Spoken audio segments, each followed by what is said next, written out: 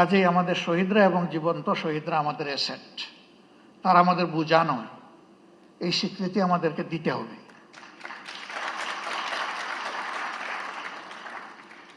আমাদের সম্পদকে মুখে নয়, বাস্তবেই সম্মান দেখাতে হবে।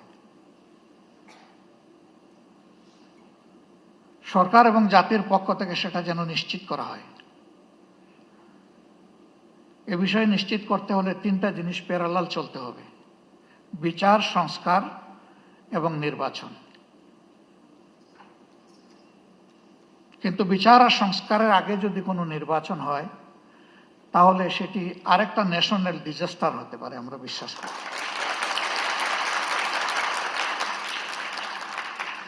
বিচারটা যেন শতভাগ ট্রান্সপারেন্ট এবং ন্যায্যতার ভিত্তিতে হয়।